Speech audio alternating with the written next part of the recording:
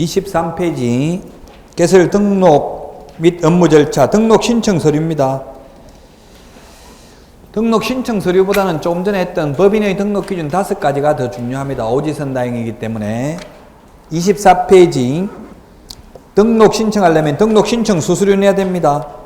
당해 지자체 조례인데 당해 지자체 조례라면 이건 시군구 조례일까요? 시도 조례일까요? 시도? 일부러 자꾸 틀리게 말하는 거야 지금? 시군구죠. 시군구죠. 등록관청이 시장군수구청장이 아까 제가 노원구청 서울시장한테 자격증 받아가지고 노원구청장한테 등록한다고 했어요. 시군구조례입니다. 등록 신청할 때 수수료는 시군구조례.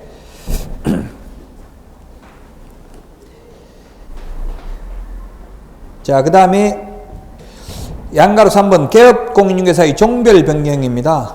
이거는 거의 시험에 안 나오는데 현실적으로 소위 말해서 중개인들 옛날 복덕방 하던 분들이 자격증을 따는 사례가 없어요. 거의 한 명도. 그렇게 이제 개업공인중개사의 종별 변경. 종별이라는 건 뭐냐 하면 종별이라는 말이 무슨 말이에요? 인터넷에 강의 듣는 분이 종별이 무슨 뜻입니까? 이렇게 묻던데 종별은 종류별 이 말이에요. 종류별. 그래서 개업공인중개사 종류가 세 가지가 있습니다. 개업공인중개사의 종류.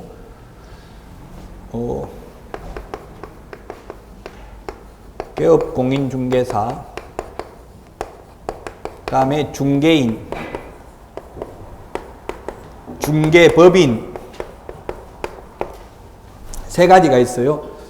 이 세 가지가 있는데 개업공인중개사 종류가 세 가지가 있는데 세 가지 종별을 바꿀 때에는 원칙적으로 신규 등록입니다. 그런데 중개인이 자격증을 따가지고 동일 등록관청 안에서 개업공인중개사로 종별을 변경하고자 하는 경우는 등록증 재교부 신청을 하시면 됩니다. 등록증 재교부 신청을 하시면 됩니다.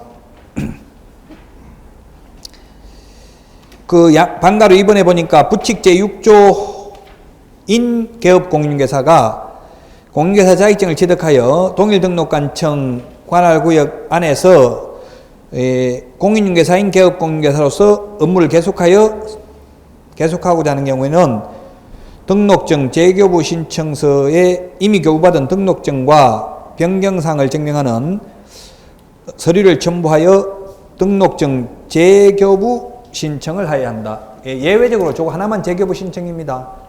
옛날 복덕방 하던 분들이 자격증을 따가지고 공인중개사인 개업공인중개사가 되려면은 재교부 신청한다는 이야기입니다. 이거는 양가로 3번은 시험에는 거의 안 나옵니다. 왜냐하면 현실적으로는 거의 일어나지 않기 때문에 모든 시험은 현실적으로 많이 일어나는 것들이 시험에 많이 출제됩니다.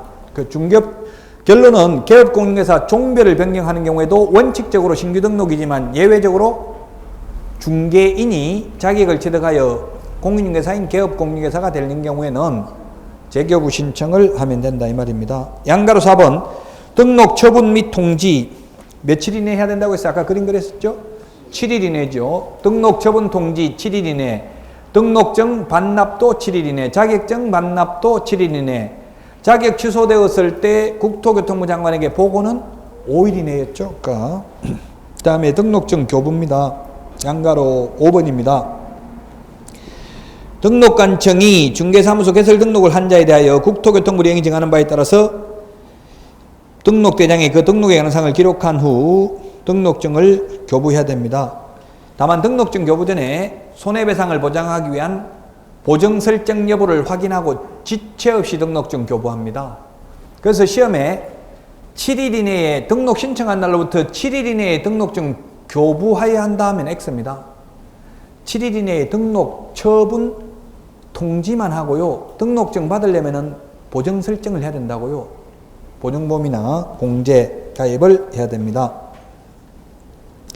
양가로 6번 맨 밑에 이런 등록사항을 다음 달 10일까지 공인중개사 협회에 통보해야 됩니다. 다음 달 10일까지입니다.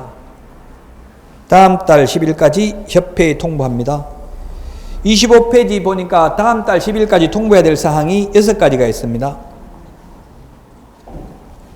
등록증을 교부한 때, 분사무소 설치 신고한 때, 휴폐업 신고를 받은 때, 4번 이전 신고 받은 때, 5번 행정처분, 등록 취소 업무정지 처분을 한 때, 그 다음에 6번에 고용관계 종료 신고를 받은 때에 다음 달 10일까지 협회에 통보합니다. 왜 그러냐 하면은, 각 시군구, 전국에 우리나라 시군구가 한 240여 개 정도 됩니다. 대략 그 시군구 숫자가 시험에 안 나오니까요. 한 240여 개 정도 돼요, 시군구가. 근데 그 시군구는 자기 시군구 인적상 그 개업공개사 현황만 관리하지 남의 시군구는 알 수가 없잖아요. 그 행정전산망이 너무 복잡하니까. 그래서 그 협회 홈페이지, 협회 전산망으로 다 이관시켜가지고 만약에 다른 사람이 다시 등록 신청이 들어오면 협회에 물어봅니다. 이 사람이 이미 등록되어 있는지 여부를.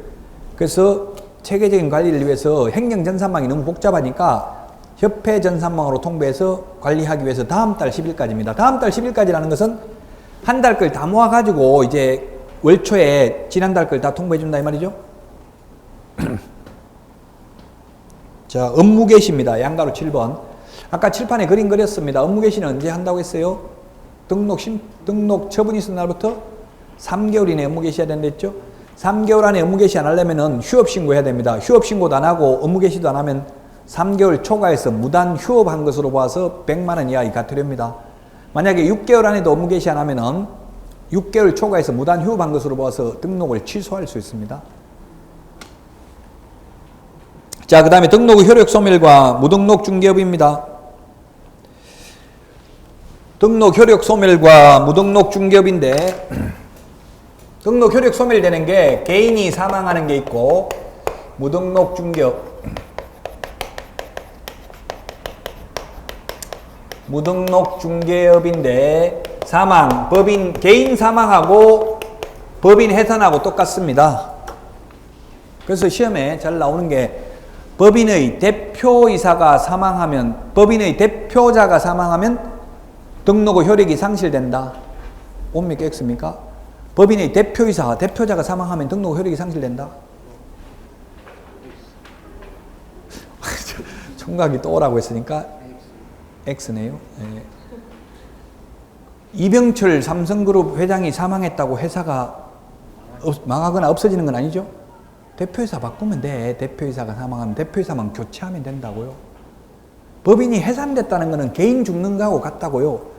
법인이 해산됐다는 것은 법인이 없어졌다는 이야기죠? 해산시켰다. 법인을 해산시켰다는 것은 아까 법인 설립 등기해야 법인 생긴다고 했잖아요. 해산돼 버리면 없어진 거예요, 그냥. 개인 죽는 거하고 똑같은 거예요. 개인 사망하는 거하고 법인 해산되는 거하고 같다고. 법인 대표이사 자연인이 사망하면 대표이사 교체하면 돼요. 법인 해산한 경우입니다. 또 뭐가 있어요? 스스로 폐업 신고하면 등록 후 효력이 상실됩니다. 폐업 신고. 그 다음에 등록 취소되면 등록 후 효력이 상실됩니다. 등록 취소되면 등록 후 효력이 상실됩니다. 자, 이게 이제 등록 후 효력 소멸 사유인데요. 자, 그럼 무등록 중개업은 무등록은 이 후발적 무등록이고요. 태생적 무등록이 뭐가 있냐면 태생적 무등록. 아예 처음부터 자격증 따지도 않고 등록하지도 않고 중개업을 한 사람을 태생적 무등록이라고 합니다. 처음부터 등록을 안 한 경우입니다. 이거는 후발적 무등록. 등록은 했는데 등록하고 나서 등록 효력이 상실된 경우입니다. 둘 다 무등록입니다. 둘 다 무등록으로서 둘 다 무등록이라고요.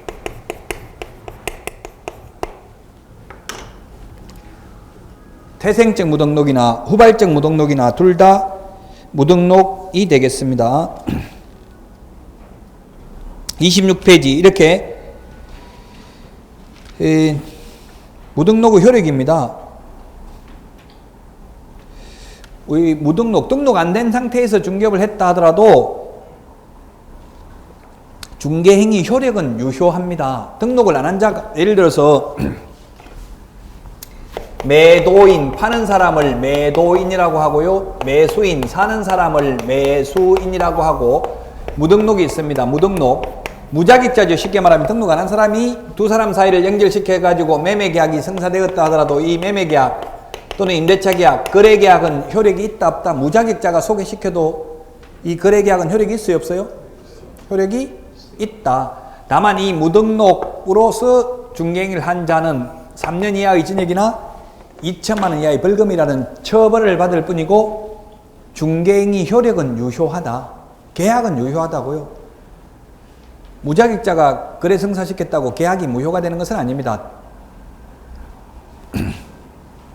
다만 이런 무등록자가 이게 만약에 중개행위를 하였다면은 3년 이하의 징역이나 2천만 원 이하의 벌금에 처합니다.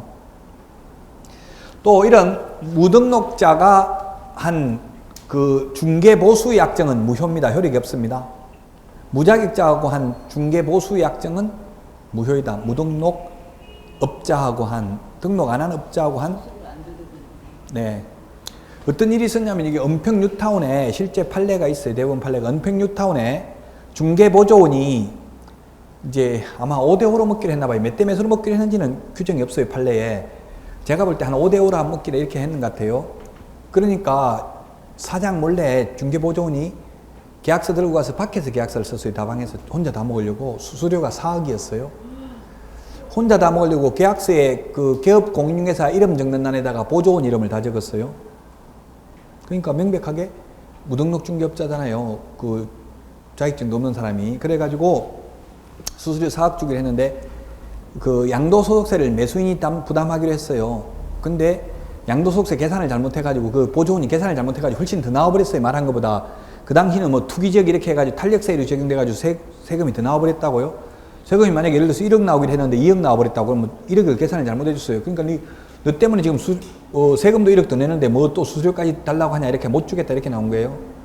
그 자격증이 없으니까 이 공인중개사법을 공부 안 해봤으니까 겁나는 게 없잖아요. 소송했어요. 대법원까지 갔는데 결국 무등록 중개업자와 체결한 보수약정은 강행법규 위반으로 무효이다. 그러므로 줄 필요 없다. 이미 지급하였다 하더라도 부당이득으로서 반환 청구를 할 수 있다. 밥만 먹었으면 될 텐데 혼자 다 먹으려다가 결국 하나도 못 받았죠.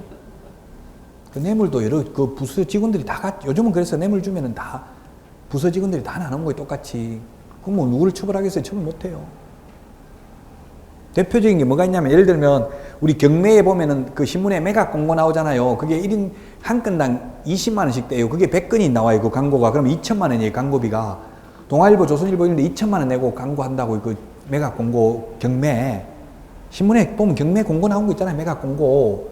그게 2천만 원이라고 광고료가. 그러면 신문사에서는 1,000만 원 리베이트로 제공해 다시 법원에 갖다 줘요. 그래야 다시 다음에 광고 내지. 안 그러면 광고 안 내버려 다음에는 거기에. 그럼 1,000만 원 갖다 주면 그거 누가 먹냐고요. 그 경매 이렇게 맨날 회식에 그냥 그 단체 회식하고 다 같이 나눠 먹는다고요. 그럼 처벌 하나도 안 받아요. 누구 전부 다 부서는 다 징역 보낼 수는 없잖아요. 근데 혼자서 그 몰래 다 먹었다가는 옆에 내부에서 고발하거나 뭐 문제 생기겠죠? 똑같이 나눠 먹으면 괜찮다고요. 혼자 다 먹으려다가 문제 생긴다고요. 그러니까 위에 더 먹어요? 모르겠어요. 구체적으로 위에 더 먹는지까지는 제가 모르겠지만 요즘은 거의 나눠 먹는다 하더라고요. 추세가. 옛날에는 뭐 혼자서 다 먹었는데 요즘은 세상이 달라졌어요. 옛날 같으면 그냥 대수롭지 않게 넘어갈 것도 요즘은 뭐 전부 다 막 계속 뉴스에 많이 나오잖아요. 전 검찰총장 뭐 이런 것도 다 지금 옛날 같으면 1년 넘고 이러면 거의 1년 6개월인가 됐더라고. 증거가 없어가지고 거의 뭐 끝났거든. 옛날 같으면. 근데 요즘은 그런 거는 다 처벌받아요. 요즘 아마 처벌받을 것 같아요. 요즘.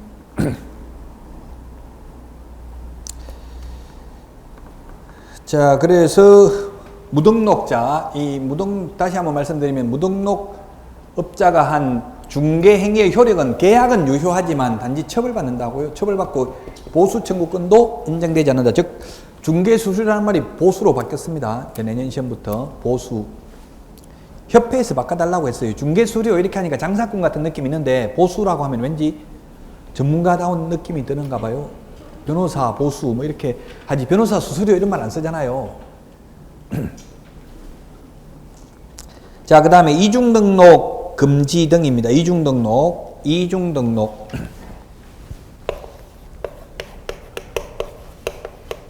이중등록이라는 말이 있고 이중이라는 들어가는 말도 많습니다. 이중소속이 있고 이중사무소가 있고요. 이중계약서가 있고요. 이중지급, 이중이라는 말 들어가는 거 다 했습니다. 자, 다음 중 이렇게 해도 공인중개사법 위반이 아닌 걸 하나만 고르세요. 이 중에서 공인중개사법 위반이 아닌 것. 답은 이중지급입니다. 이중지급은 가져도 타법에서 규제하지 않는 한 처벌하지 않습니다. 예를 들면 공무원을 하면서 중개업을 하게 되면 그건 공무원법에 저촉됩니다. 공무원법에 뭐 이중지급을 가지면 안 되는. 그러나 아까 이야기했잖아요. 공인중개사 자격증도 따고 법무사 자격증도 따면 한 군데서 두 개 다 해도 된다 했죠. 그래서 여러분들이 사업자 등록을 낼 때 업태, 업종 이런 거 적는 단위 있어요. 사업자 등록에. 거기다가 여러 개 적으라고. 중개업, 부동산 중개업만 적지 말고요. 도배 알선업, 이삿짐센터 알선업, 뭐 경공매 매수 신청 대리, 뭐 그 컨설팅 이런 거 다 적어 놓으라고요. 임대관리. 요즘 임대관리 많이 하죠? 임대관리 회사들이 많이 생겼어요, 지금. 임대관리 회사들이 생겨가지고 지금 임대료가 많이 올라가고 있어요. 리모델링 해가지고 막 더 비싸게 받아버리고 이렇게 하더라고요, 요즘은. 어쨌든 이 법 위반 아닌 건 5번입니다. 이거 하나입니다. 그럼 다 위반인데 이중 등록, 이중 소속을 하면 절대적 취소 반드시 취소하여야 한다. 줄여서 그냥 절대적 취소 사유입니다. 이중 사무소, 이중 계약서는 임의적 취소할 수 있다를 임의적 취소라고 하겠습니다. 임의적 취소할 수 있다. 그 다음에 이중 등록, 이중 소속, 이중 사무소는 또한 1년 이하의 징역이나 1,000만 원 이하의 벌금도 병과할 수 있습니다. 병과라는 말은 병행해서 부과할 수 있다. 둘 다 부과할 수 있다 이 말이죠. 징역도 가고 등록도 취소되고 이중 등록하면 둘 다 된다고요. 이중지급은 개인은 타법에서 규제하지 않는 한 적법행위고요. 근데 법인인 경우에는 법인이 이중지급을 가지게 되면은 원칙적으로 임의적 취소입니다. 법인은 아까 법 제14조에 규정된 업무만 영위할 목적으로 설립되어야 한다 했어요. 그 법 14조가 아직 안 나왔는데 6가지 겸업할 수 있어요. 아까 말했지만 뭐 부동산 관리대행이라 주택상가 관리대행이라든지 그 다음에 컨설팅이라든지 주택상가 분양대행이라든지 이삿짐센터 알선, 경공매 매수 신청대리 이런 것만 할 수 있다고요. 그거 외에 나머지 업무를 하게 되면은 임의적 등록 취소 사유입니다. 그 개인 개업 공인중개사들은 옆에 식당도 하고 만약에 사무실을 20평짜리 얻어가지고 뭐 중간에 칸막이를 하든 안 하든 바리스타 커피점 하고 중개업하고 중개사무소하고 같이 해도 위반 아니에요. 개인은. 법인은 위반이에요. 왜 법인은 위반이냐 하면은 이것도 외국 대형 법인의 진출을 막기 위한 조치입니다. 만약에 외국 대형 법인이 들어와가지고 이삿짐센터까지 같이 다 운영하면서 자기 중개사무소를 이용한 사람들은 실질적으로 이삿짐 비용을 50%만 받는다든지 이렇게 하는 게 그게 알려져 버리면은 전부 다 손님 몰려가겠죠? 그 키 테넌트, 뭐 앵커 테넌트 이런 말 합니다. 지금 그 키 테넌트, 앵커 테넌트 이게 뭐냐면 뭐 백화점이나 할인 매장이라든지 뭐 요즘은 그런 사람들을 끌어들이는 매장이 있잖아요. 그 만약에 외국 대형 법인이 들어가지고 뭐 주는 롯데 지금 개장하고 있잖아. 제1 롯데월드 이런 것처럼 랜드마크 빌딩을 큰 빌딩 만들어 가지고 그 이삿짐 여기는 반밖에 안 받는다 이렇게 소문 나버리면 알아서 찾아갈 거 아니에요 손님들이. 그 외국 법인 못 들어오게 하려고 겸업 못 하도록 하는 거예요. 그 즉 이삿짐 센터 소개만 할 수 있고 직접 이삿짐 센터 운영은 못 한다고요. 외국 법인. 그 우리 법에는 외국 법인만 이런 말 없어요. 왜? 외국 법인만 차별하면 또 우루과이 라운드 위반으로 외국에서 제재 들어온다고요. 그래서 우리는 뭐라고 그래? 외국 너희들만 그런 게 아니라 우리 법인도 마찬가지다. 우리나 너희나 다 똑같이 하는데 왜 문제가 되냐 이렇게 나오는 거예요. 그래서 외국 법인만 안 된다 이런 말은 없어요. 우리나라 법인도 안 돼요. 이제 앞으로는 법 바뀔 거예요. 그 현재는 지금 우리나라는 대형 법인이 없잖아요. 지금 딱 이름만 대면 나오는 대형 중개법인이 없죠. 유럽이나 뭐 다른 나라는 가보면은 그 나라에서 우리나라 뭐 삼성전자 이런 게 전부 다 그 나라는 중개법인이에요. 가장 유명한 회사가. 일본만 가더라도 가까운 일본만 가더라도 빅브라더라고 해요. 빅브라더 조지 오웰의 소설 큰형님이라는 소설에 나오는 빅브라더스 대형 우리나라도 뭐 자동차 같은 거 빅브라더 큰 법인만 딱 있잖아요. 마찬가지로 부동산 중개도 큰 법인만 살아남아 있다고요. 지금 일본 같은 데만 해도. 그래서 여러분들이 이제 개업을 해가지고 조금 있으면은 너무 권리금 많이 주고 개인중개사무소 들어갈 필요 없어요, 지금. 지금 현재 약 84,000개 정도의 개인중개사무소가 있다고 했는데 앞으로 제가 볼 때 한 10년 안에 개인중개사무소는 2만 개 밑으로 줄어들 것으로 저는 추정해요. 그럼 어떻게 된다고? 나머지 6만 개는 대형 법인으로 다 흡수된다는 이야기죠. 대형화된다는 이야기예요. 지금 뭐 외국 법인뿐만 아니라 우리나라에 삼성생명이나 국민은행이나 여러 개 지금 우리나라 법인들도 중개업에 진출하려고 하고 있거든요. 국민은행은 시세표 다 가지고 있잖아. 지금 개업공개사들한테 받아가지고.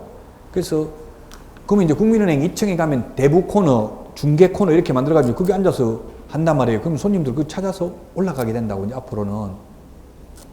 그럼 빨리 그런 데 취직하는 게 좋아요. 그럼 그 외국에는 보니까 전부 다 분사무소 형태로 운영해가지고 이제 수수료 받아도 100만 원 받아도 50만 원은 본사 줘야 돼요. 이제 앞으로는. 그럼 더 하기 힘들겠죠?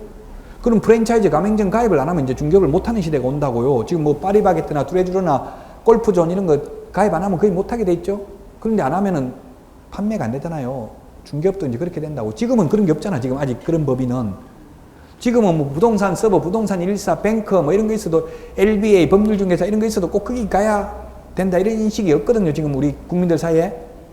앞으로는 이제 그렇게 바뀐다고. 이제 대형 법인이 들어와가지고 서비스 차원을 달리. 그럼 외국인은 어떻게 됐냐면 지금 변호사, 법무사, 공인회계사 전부 다 원스톱 토탈 서비스를 제공하고 있어요. 그럼 중개업소만 가버리면 다 끝이에요. 그걸로. 그런 서비스가 앞으로 제공된다고 이제 획기적으로 바뀔 거예요. 그래서 지금은 이 법인이 겸업이 안 된다고 다른 거 못 한다고요. 근데 이거는 아마 미국하고 FTA 이제 정식으로 이제 부동산이 개방되면은 다 없어지게 될 거예요. 앞으로는. 이번 시간까지는 법인은 겸업 안 된다고요. 중개업하고 6가지만 겸업되지 아무거나 겸업할 수는 없다. 이삿짐센터 운영은 안 돼. 그럼 개인중개업자는 이삿짐센터 운영해도 돼요. 해도 되는데 개인은 돈이 없어가지고 이삿짐센터 하면서 중개업하면서 다 하기가 힘들죠. 외국 대형 법인을 막기 위한 조치입니다. 이게 지금 첫 달에는 좀 취지를 아는 게 좋다고. 지금 단순히 막 자꾸 암기하는 건 다 잊어먹는다고 했잖아요. 어차피 그 취지나 원리를 가급적이면 아는 게 좋다고요. 아직까지는 시험이 좀 남았으니까. 자, 그 다음에 그 이중소속 다 여기 적어놓은 데 다 있어요. 이중소속은 소속공인계사는 이중소속되면 자격정지입니다. 자격정지. 소속공인계사는 자격정지밖에 없어요. 소속공인계사는 자격정지. 개업공인계사는 절대적 취소 사유에 해당이 됩니다. 그 나중에 보니까 이중등록은 뭐고 이중소속은 뭐냐, 이중사무소는 뭐냐, 이게 개념은 이해돼요. 이중등록하고 이중사무소하고 어떻게 달라요? 총각.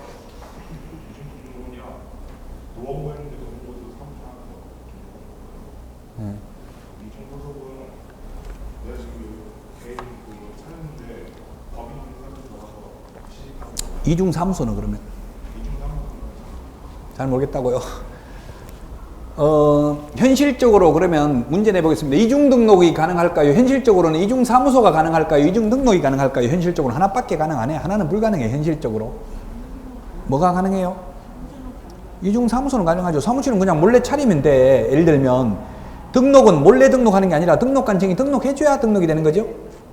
그래서 현실적으로 이중등록은 없어요.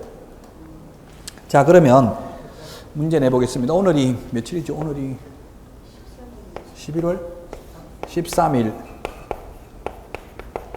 노원구에 등록했어요. 오늘 등록증 받았어요. 오늘 등록 처분되자마자 바로 가서 보증 설정하고 등록증 받았어요. 그리고 11월 14일 날 도봉구에 가서 이중등록을 신청했어요. 이중등록 제가 해봤어요. 이중등록 신청. 저는 일산에 등록이 돼 있었는데 강남구청에 옛날에 LH공사가 강남구청에 있는 데 있었어요. 그러다가 분당으로 옮겼다가 지금은 또 어디로 다른 데로 아마 지방으로 어디로 이전했는지 모르겠는데 이전하는데 옛날에 강남구청 옆에 LH 본사가 있었다고요.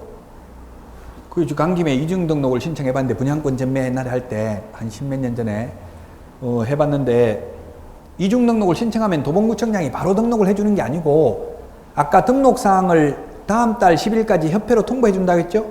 그럼 등록 처분하는데 7일 이내에 등록 처분한다고 돼 있잖아요. 그 7일 동안 뭐 하냐면 7일 이내에 본적지 신원조회해요. 교도소 갔다 왔는지 이런 거 확인한다고요. 그 다음에 이미 등록되어 있으면 등록 안 해줘요. 아까 협회 통보해 준다고 했죠? 다음 달 10일까지? 그럼 협회 물어보고 등록되어 있는지 물어보고 등록되어 있다고 하면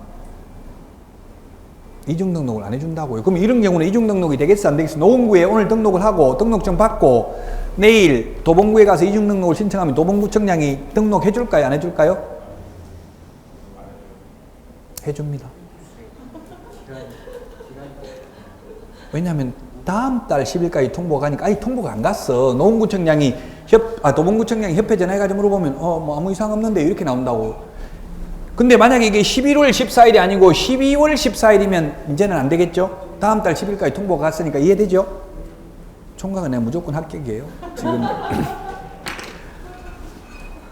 이게 다음 달 10일까지 그걸 지금 설명하는 게 왜 그런지 제가 일산에 등록돼 있으면서 강남구청장에게 등록해놓고 진짜 통지서가 날라왔더라고요. 이중 등록을 했는데 신청했는데 정말 막 가슴이 두근두근거리고 온몸이 부들부들 떨리고 막 그 흥분하면서 묘한 쾌감과 긴장감과 불안감과 막 이런 게 섞여서 몸둘 바를 모르겠더라고. 막 돈이 덜덜덜 떨려요. 그 편지 온 걸 읽어보려고 하니까 진짜로 농담이 아니고 딱 그 열어보니까 제목이 뭐라고 돼 있냐면 등록 반려 통지서 이렇게 돼 있더라고요.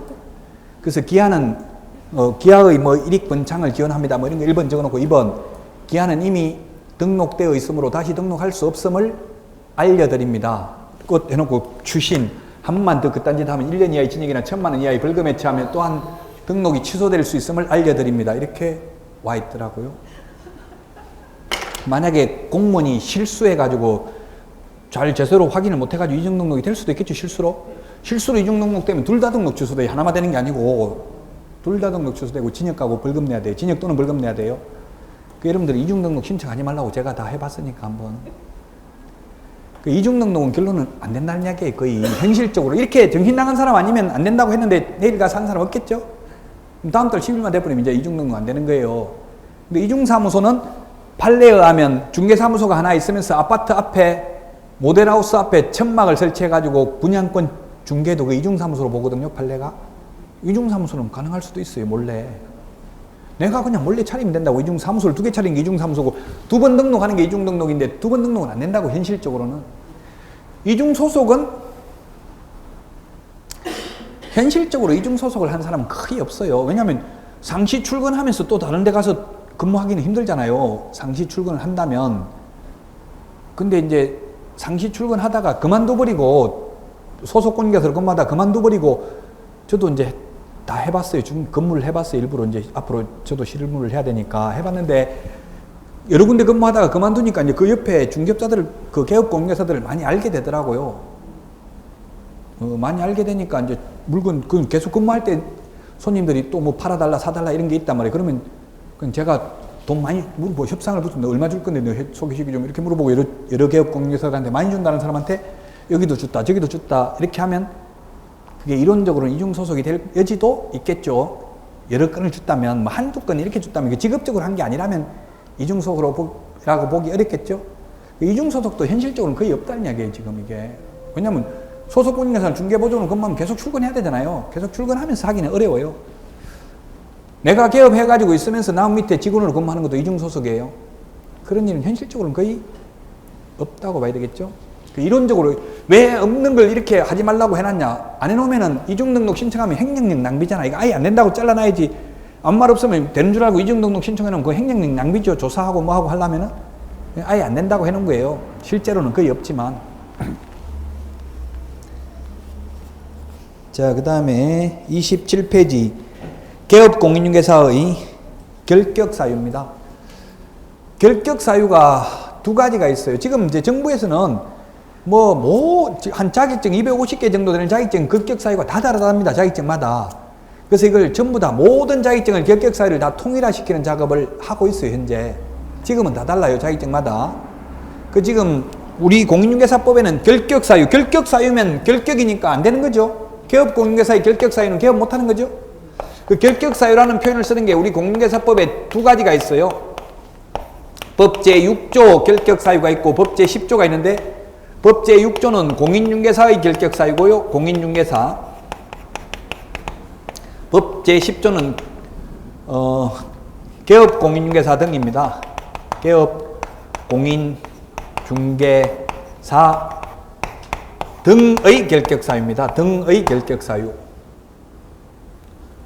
이게 중개업자라는 말이 개업공인중개사로 바뀌어놓으니까 저도 지금 자꾸 헷갈려요. 말이 막 자꾸 옛날 말이 나오려고 하는데, 그 공인중개사의 결격사유는 못 밖에 없다고 했어요. 자격 취소되고 3년 미경과자 부정행위 한 사람 2명, 시험 못 보는 자격증 못 따는 결격사유는 2가지밖에 없어요.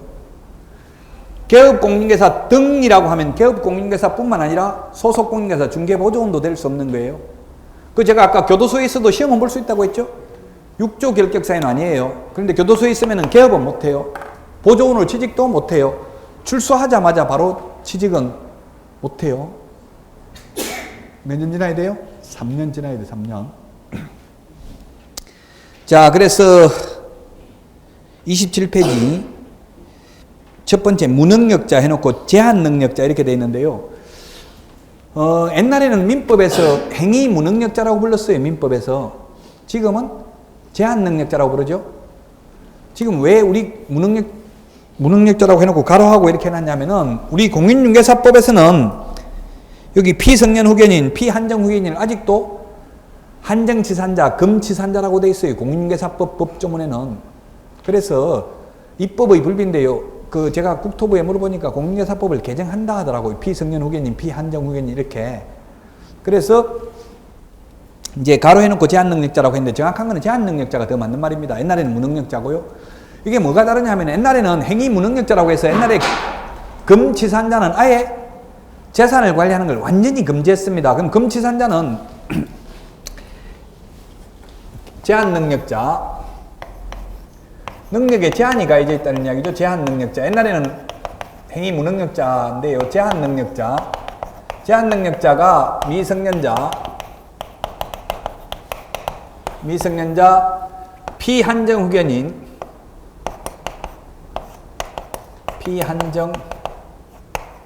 후견인, 피성년 후견인인데, 옛날에는 피한정 후견인을 한정치산자, 옛날에는 지금도 우리 법조문에 이렇게 돼 있어요. 금치산자 이렇게 돼 있어요. 금치산자. 근데 민법에는 이렇게 피성년 후견인, 피한정 후견인 이렇게 바뀌어 있다고요. 옛날에는 금치산자는 옛날에는 한자 뜻이 금치산자, 재산을 관리하는 걸 완전히 금지하는 자가 금치산자였어요. 옛날에. 그래서 금치산자는 만약 선고받으면은 밥을 100만 원어치 먹고 후불로 주잖아요. 법정 대리인이 와서 취소하면 밥값 줄 필요 없어요. 현존인 이익만 반환하면 돼요. 밥 남은 것만 돌려주면 된다고, 옛날에는. 그래서 이게 문제가 있다. 완전히 아예 그 법률행위를 전혀 재산을 다스리는 걸 완전히 금지하는 자가 금치산자잖아요. 근데 지금은 이렇게 완전히 금지하진 않아요. 지금은 이 사소한 법률행위, 밥 먹는 거 이런 건 취소 못해요. 다만 부동산 매매한 거 이런 건 취소할 수 있어요. 피는 피성년, 한정적으로 보살핌을, 후견인이 무슨 뜻이에요? 후견이라는 말이 한자로 적으면 후견인, 뒤에서 바라보는 사람이 후견인이죠. 직역을 하면 그럼 뒤에서 보살펴주는 사람 후견인입니다. 그럼 피한정 후견인은 보살핌을 받아야 되는 사람이 피후견인이 되겠죠. 한정이라면 한정적으로 보살핌을 받아야 되는 사람, 성년 후견인은 성년으로서 완전한 보살핌을 받아야 되는 사람이 성년 후견인, 옛날에 금치산자예요. 피성년 후견인도 보살핌을 받아야 되지만, 이제는 큰 민법에 나와 있지만, 부동산 매매 같은 건 안 되지만, 밥 먹는 거 이런 거는 취소 못 한다고요. 그래서 제한적으로만 능력이 있는 거지, 완전 능력이 없는 건 아니라고. 옛날에는 아예 능력이 완전히 없다고 봤어요. 어쨌든, 결론은 미성년자 피한정 후견인, 피성년 후견인은, 미성년자는 시험은 봐가지고 자격증을 딸 수 있지만 보조원으로 근무하거나 또는 소속공인중개사로 근무하거나 개업은 안 된다는 이야기죠. 피한정 후견인, 피성년 후견인, 자기 재산도 관리 못 해가지고 지금 남의 보살핌을 받아야 되는 사람인데 남의 재산을 관리한다고 중개한다고 할 수는 없겠죠. 여기서 미성년자는 나이를 먹어야 돼. 오직 나이를 먹어야 벗어날 수 있어요. 민법에서는 미성년자가 나이를 먹지 않았다 하더라도 혼인을 하거나 또는 법정 대리인 동의를 받으면 단독으로 유효한 법률 행위를 할 수 있죠.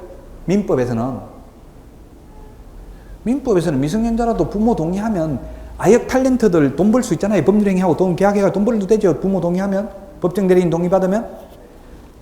아역 탤런트는 될 수 있는데 중개보조는 될 수 있냐고. 미성년자가 부모 동의받으면, 법정 대리인 동의받으면 가능 불가능? 처음으로 맞췄어 오늘. 그래요. 미성년자는 오로지 나이를 잡수시는 길밖에 없습니다. 여기서 벗어나는 유일한 길은 민법에서는 혼인하면 돼요. 또는 민법에서는 법정 대리인 동의받으면 법률행위 할 수 있어요. 미성년자. 그러나 공인중개사법에서는 동의받아도 안 되고 혼인해도 안 되고 오직 나이를 잡수시는 길밖에 없다. 몇 살? 19살로 바뀌었어요. 미성년자 19살. 미성년자 19살이에요.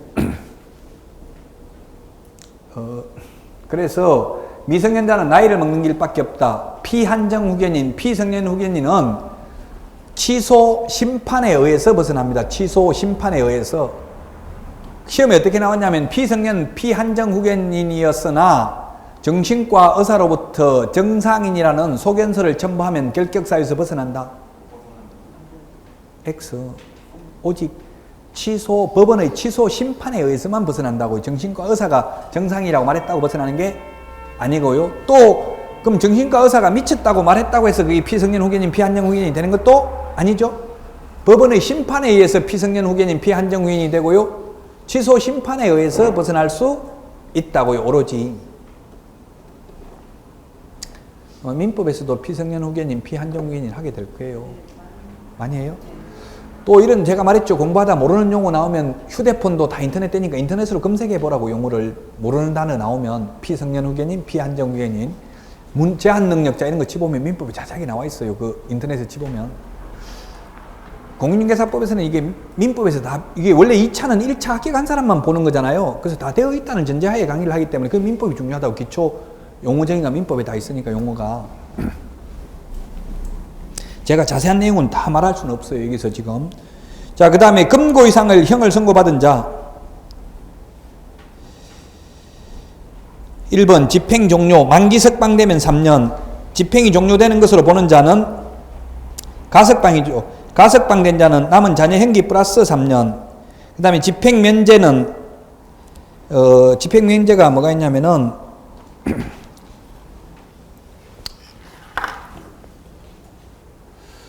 1, 2, 3, 4.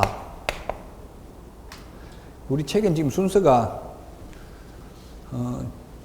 책 순서대로 봅시다. 금고 이상의 형을 선고받고 금고 이상의 형성을 받고 그 집행이 종료되거나 집행을 받지 아니하기로 확정된 후 3년 미경과자입니다.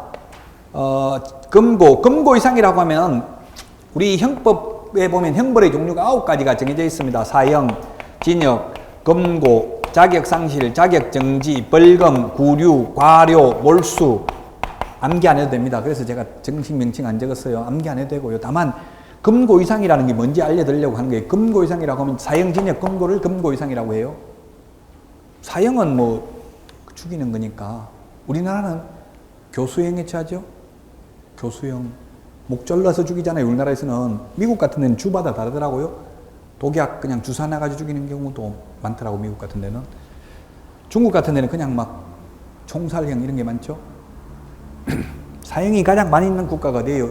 중국이 1년에 5,500명 정도 사형시키고 있어요. 왜 그래요? 중국은 56개 민족이잖아요. 다민족 국가니까 통제가 거의 불가능해서 이렇게 사형을 시키고 있는데, 그렇다고 해서 범죄가 줄어드는 것은 아니라고 나와 있기 때문에 사형제 폐지론자들이 하는 말입니다. 그건 우리나라는 지금 사형을 김영삼 정부 때 막하파들 죽이고 나서 그 뒤로 사형이 한 명도 없었죠. 김대중, 노태우가 아니고 노무현, 이명박 15년, 17년째 지금 사형 한 명도 없네요. 18년째 지금, 18년째 사형 한 명도 우리나라에 없어요. 아직까지. 안 시켰다고요. 사형 선고받은 사람 우리나라에 65명 있어요. 사형 시키지는 집행을 안 했다고요. 그럼 사형수들은 어디에 근무한다면 좀 그러네. 구치소하고 교도소하고 어디에 근무하겠어요? 어디에 수감돼 있겠어요? 구치소, 교도소, 총각. 사형수는 어디에 지금 수감돼 있겠냐? 구치소, 교도소. 예? 구치소입니다. 왜냐고요? 구치소는 미결수가 있는 데가 구치소고요. 기결수가 있는 데가 교도소예요. 교도는 도덕을 가르치는 게 교도소죠. 가르칠 교자, 도덕을 가르치는 데가, 교화시키는 데가 교도소예요.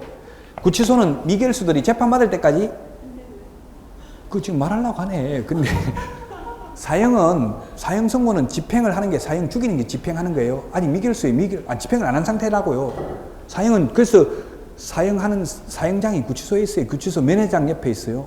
왼쪽은 면회장, 오른쪽에는 구치소 그 사형장이. 그래서 옛날에 사형수들은 면회 왔다고 하면 막 벌벌벌 떨어요. 그 이제 죽으러 간다고 생각하니 면회 온 사람이 없거든. 사형수를 면회 온 사람 없거든요. 사형하러 간다 이렇게 안 와. 그 데리고 나올 때 뭐라고 하면 면회 왔다 이렇게 하고 데리고 나온다고요. 그럼 뭐 부들부들 떨고 온몸을 간다고. 저도 직접 보진 않았는데 박삼중 스님이 쓴 사형수들을 교화하고 쓴 책에 그렇게 돼 있더라고요. 어쨌든 구치소에 있어요. 구치소에 있는 건 확실해요. 근데 지금은 뭐 그 사형을 아무도 시키질 않으려고, 교도관들이 아무도 안 하려고 한대. 이거 하고 나면 꿈속에서 나타나고 무섭대요. 그래서 아무도 이제 할 줄 아는 사람도 없어요. 지금 이미 거의 한 20년 다 됐기 때문에 해본 사람도 없다고. 지금 근무하고 있는 사람 중에는 사형을 해본 사람도. 이제 앞으로 우리나라는 사형하기는 어렵습니다. 엠네스티에서 우리나라는 사형 면제국가로 이미 분류되어 있어요. 그래서 사형시키기가 쉽지 않아요. 그 세계적으로 다른 나라에서 압박을 가하고 있다고 이명박 정부 때 다 시키려고 했었어요. 이명박 정부 때 좀 떨었죠. 그 사형수들이. 근데 못 시켰어요, 결국은. 자, 금고 이상이라고 하면 사형, 징역, 금고인데, 그럼 징역하고 금고의 차이점은, 징역은 정력에 복묵해 하는 거. 교도소에 가면 일을 해요, 안 해요? 일당 얼마죠?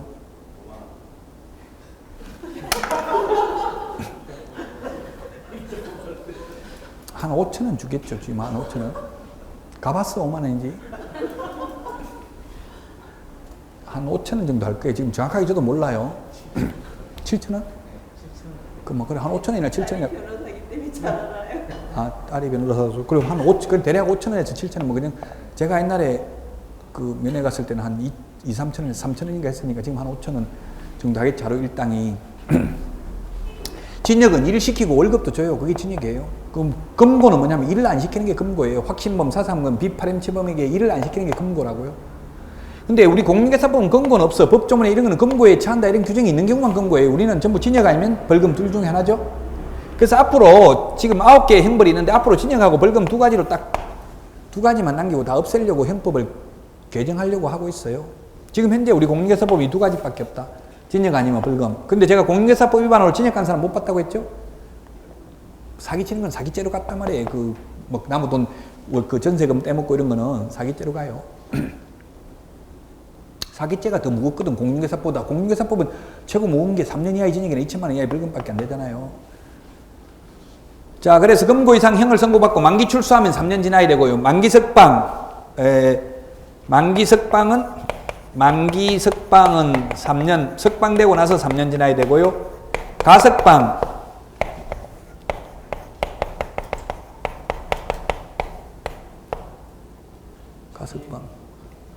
예? 자녀 형기 플러스 3년 지나야 되죠. 자녀 형기. 남은 형기 플러스 3년. 원래 형법에는 가석방은 형기의 가짜 석방이잖아. 가짜 석방. 거짓 가짜, 가등기, 가석방 다 같은 말이에요. 거짓 가짜니까. 그래서 완전 석방이 아니고 가석방은 형기의 3분의 1 이상을 채우면 가석방 될 수 있습니다. 형법 이론에는. 근데 현실적으로는 3분의 1 채워가지고 가석방 되는 경우는 거의 없고요. 어쨌든 징역 3년 받아도 1년만 되면 가석방 될 수 있다고. 그럼 남은 자녀 형기 몇 년 남았어요? 2년 남았죠? 그래서 A와 B가 공동정범으로서 둘 다 징역 3년형을 선고받았어요. 근데 A는 3년 만기 석방이고요. B는 1년 만에 가석방 됐어요. A와 B가 시험 문제입니다. A와 B가 재지은 날로부터 결격사유에서 벗어나는 시기가 같다, 다르다? 같습니다. 재지은 날로부터는. 제가 재지은 날로부터 이렇게 했죠. 녹화되고 있으니까 다시 돌려보면 될 거고. 재지은 날로부터라고 했죠. 석방된 날로부터가 아니라 재지은 날로부터. 는 똑같다고요. 둘 다 몇 년 지나야 돼? 그럼 재지은 날로부터 총각. 그렇죠. 6년 지나야 되죠. 6년. 가석 1년, 2년 플러스 3년 더 지나야 된다고요. 3년 살고 나와도 또 3년 더 지나야 된다. 합계 6년 지나야 된다고. 재지은 날로부터.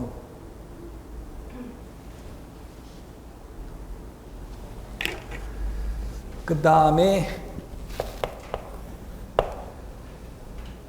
집행면제인데, 집행면제. 집행면제. 5번으로 할까? 집행면제. 번호가 중요한 건 아니니까요. 집행면제가 뭐가 있냐면은, 집행면제가 첫 번째, 특별사면. 그 다음에 법률 변경, 형의 시효 완성,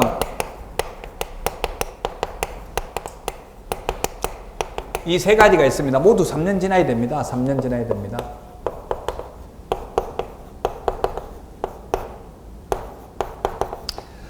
지금 특별사면이 맨 마지막에 된 거는 박근혜 정부에서도 특별사면이 됐어요.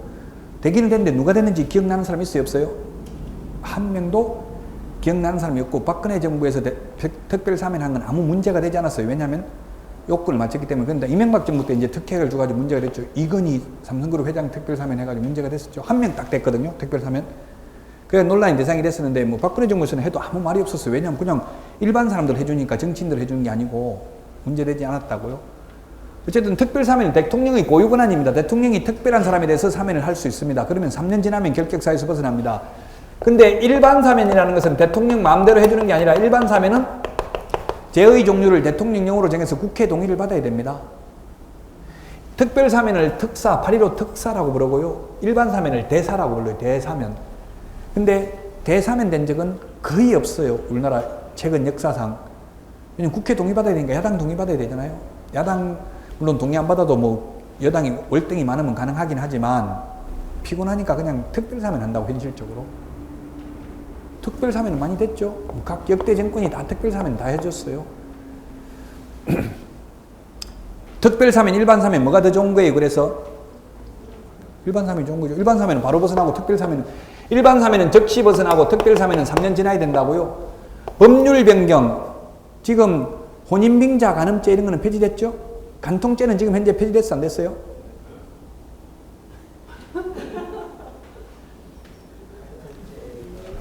폐지됐어, 안 됐어, 간통죄. 누가 질문하러 왔더라고, 저한테. 됐냐, 안 됐냐. 그래서 제가 지금 급합니까? 물어보니까.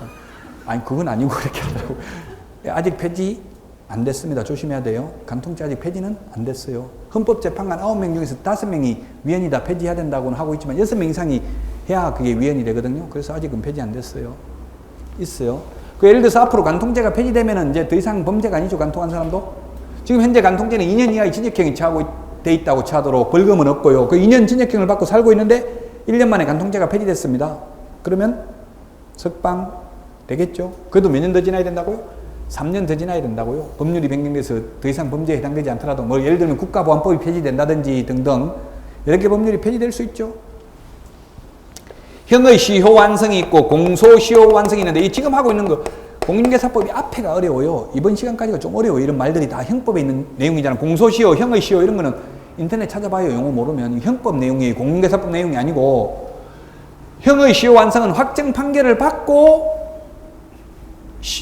그 시효가 완성된 거예요. 확정 판결을 받고 시간이 경과된 경우에요. 그러면 사형의 형의 시효는 30년이고요. 사형에 해당되는 범죄의 공소시효는 25년입니다. 그 사형에 해당되는 범죄를 저질렀다 하더라도 25년 동안 도망 다니다가 안 잡히면 처벌 안 받아요, 잡혀도. 그래서 결격사유 아닙니다, 공소시효 완성되면. 그러나 형의 시효가 완성되면 만약에 사형을 30년간 집행을 안 하면 이제 집행 못 합니다. 그래도 3년 지나야 결격사유에서 벗어난다고요. 형의 시효 완성은 3년 지나야 되고요. 공소시효 완성은 아예 처음부터 결격사유가 아니라고요. 확정 판결을 받을 때까지는 무죄 추정의 권리가 있죠.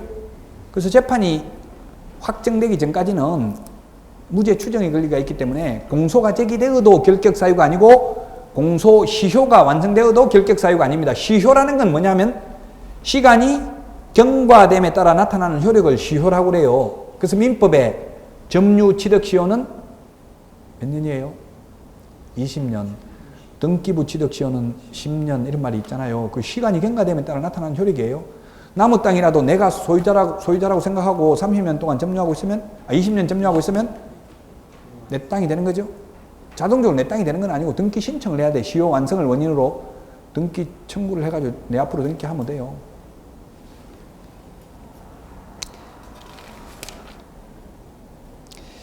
이게 지금 시간 관계상 다 끝내기는 좀 힘들고요. 그 28페이지 이 법 위반자부터는 다음 시간에 하고요. 문제 내드린 거 좀 풀어보고 오시고 다음 주에 뵙도록 하겠습니다. 수고하셨습니다.